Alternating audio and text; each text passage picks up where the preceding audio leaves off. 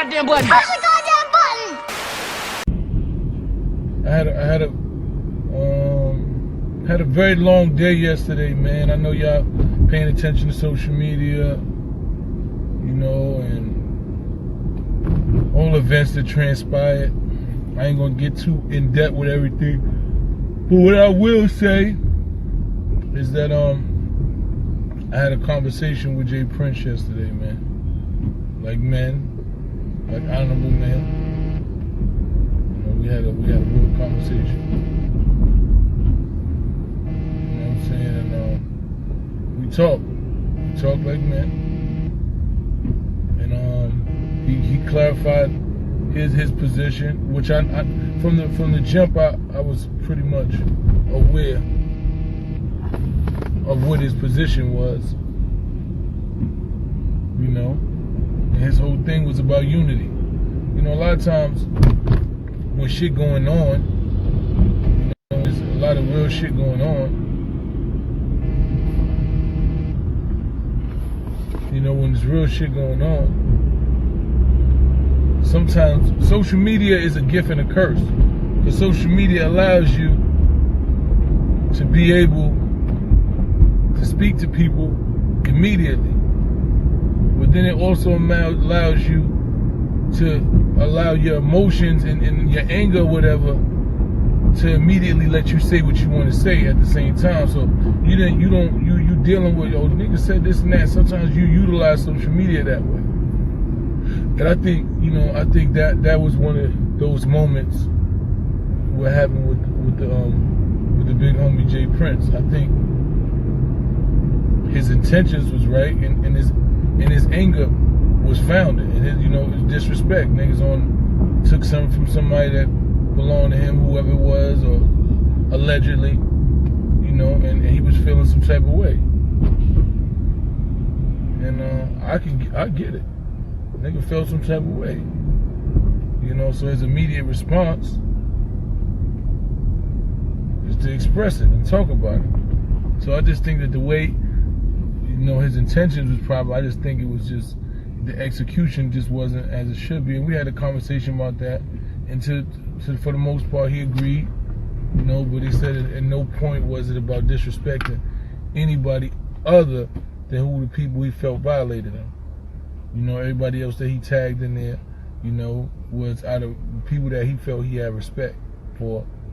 And I just explained to him how it can be viewed publicly. Publicly, when you see threats and you hear, you know, language that's matter-of-factly, and then people are talking about people need to handle this or this is going to get done, and then you tag certain people, you know, people can misconstrue a message.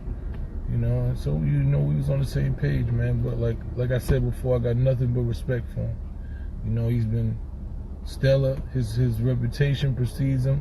All that I know, everybody that I know, the official dudes that I know, have all said the same thing. We've never actually met, but, you know, we have a lot of ties and people who are connected to each other, who've done nothing but vouch for him. You know, so, you know, and that conversation didn't take anything from that. It only added to that, you know. So based on that, you know, we had a conversation, you know, and, you know, we working to try to figure this out, man. The whole situation itself is just unfortunate, man. And the shit that goes down in the streets, these young dudes in the street, like, we got this new thing called clout chasing that's really dangerous. And that's why when niggas attribute that shit to me, like, I don't clout chase. I address situation. And if I utilize social media, it's because that's where it started. I never use social media to address no shit that happens in the streets. If something happened with me in the street, then I see that man on the street, or I got his phone number, and we had a conversation, or we handle it however that was. But I use social media to address shit that happens on social media. You know, and that's how I have, you know. You know, that's how. Yes, we had a conversation, and he said that I explained to him. I said, yo, the message that you put out to the world was inappropriate because it made it seem like we was being threatened or pressed to do something. And, you know, so, you know, so in good faith, us moving forward, I think that the clarification needs to be put on the same platform, and he agreed. So I don't know exactly when, but that's what the man said to me. He gave me his word as a man that that's how he was going to proceed with that, you know, and we move forward, man, you know, and hopefully the whole situation can be rectified shortly, you know, hopefully it can. But, you know, like I said, this whole situation itself is messed up. You know, these young kids is doing a lot of shit. It's not really, we did the same shit when we was young. We wanted to be tough and this and that, but when you looking at it and you know the outcome of this shit, when you've been a part of this shit before and you looking and you like, damn, this shit only can end one of two ways.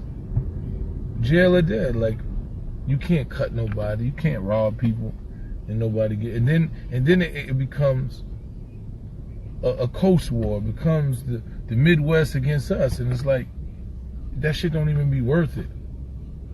You know, because I got a lot of dudes in the Midwest that I fuck with. You know what I'm saying? And a lot of dudes in the Midwest fuck with me. So I never want to make it seem like it's anything to do with where we from. I fuck with official dudes worldwide. You know? Yeah, we did stay on camera, but we wanted our reputation to precede us. We didn't put it on camera, you know, so that's the difference in it. But we definitely wanted the streets to talk and say, yo, them dudes put in work, and that dude is official, and run up on certain dudes and carry it a certain way. But I think it was more respectful in the manner that we did it. But by the same means, you know, we did shit that the older dudes thought that we was stupid for doing too. But when I look at this situation, I don't see any way that there's a good outcome. You know, there's egos involved. These young dudes is making themselves a target.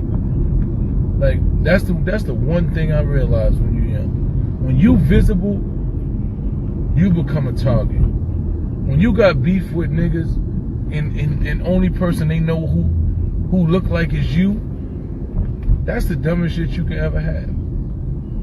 You can't make yourself a target to the world. You know what I'm saying? It's be like, when I watch this shit, I'm like, yo, who is advising these people? Where they getting this advice from, man? Who's telling them, yo, you know what I'm saying, you need to be doing this? These young niggas is really clout chasing, you know, for a chain and some video views. Now, you in the video views, your name is known, you the face of the problem. You beefing with niggas that got more money than you, more reach than you, and you made yourself a target. The enemy can hit you any way they want to. They can send a nigga that don't got nothing to do something to you just because they ain't got nothing.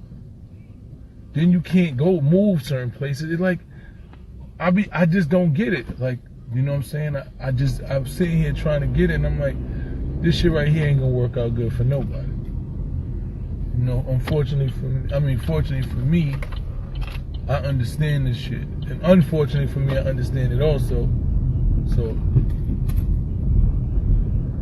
you know, because now that's one of the things, when you curse with knowledge, shit is painful. Watching niggas make dumb mistakes. I just found out one of the dudes got locked up today.